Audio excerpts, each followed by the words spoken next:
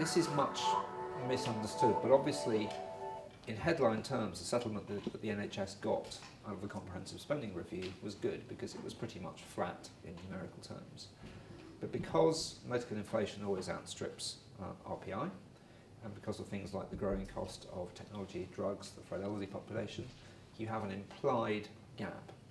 So to carry on doing the things that we're doing at the moment is that diagonal line where it becomes, where the blue goes into the orange. What you're actually going to get is where it flattens off the blue line there. And that is the source of the famous 50 to 20 billion pound gap over the next 3 to 4 years.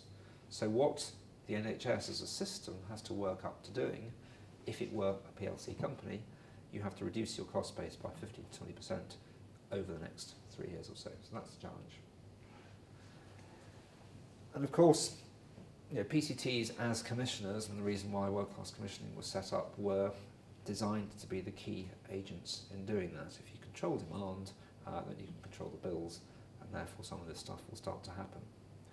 And this is where it kind of comes full circle, because this doesn't work, and it's certainly true in our recent consulting experience. This doesn't work just by salami slicing individual organisations. So the challenge is the same for the acute trusts.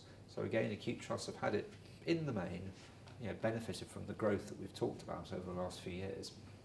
But we as an advisory firm are seeing a considerable increase in the number of tenders from hospitals saying, I've achieved all I can in terms of taking cost out, but next year I've got to do another 7%. You know, how am I going to do it? And you're really into, in terms of the skills that we offer, whereas in the past it would be a more traditional approach to do with financial control and cash management, all those sorts of discipline type things. Now it's very much about talking to the clinicians and saying, under tariff, do you understand the financial consequences to the hospital of what you're doing? So there was a great case that we always talk about where two hospitals on the south coast, relatively close to each other, one has a £160 million annual budget, the other's about 250, so one's bigger, one's a bit smaller. And again, not a clinician, so I may have misremembered some of the procedures, but there was a cardiologist whom we had a series of conversations with. And for some of the more acute or intensive cardiology procedures, he would do the preparation in his hospital. They'd then get sent 10 miles up the road to actually have the procedure, where they'd be in for maybe 5 days.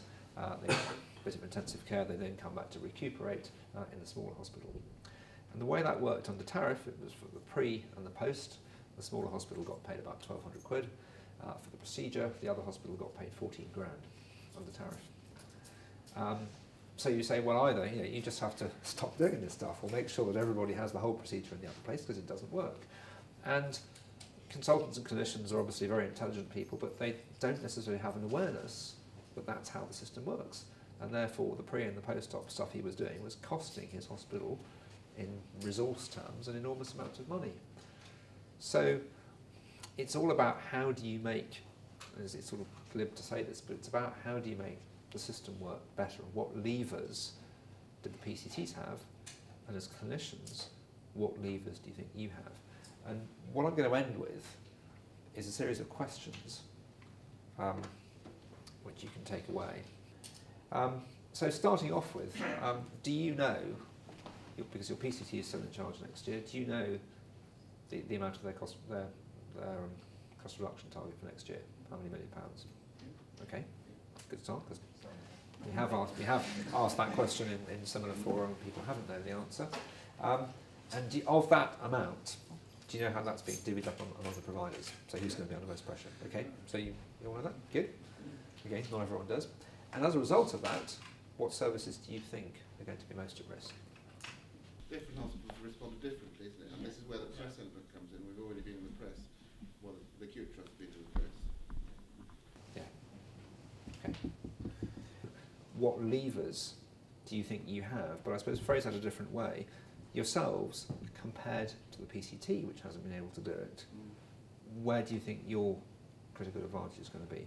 How can you have these conversations and start these things in a way that the PCT hasn't? From the real ground, we're just looking at clinical behaviour and actually ennobling the primary care provider, because it was last night, we're constantly done down. We don't know how to do anything. We're useless. We can't we can't diagnose things, we always need a specialist, we can't prescribe insulin. Our specialist colleagues have been really good at making sure that we don't feel valued and empowered. Valued and capable of doing things. Yeah.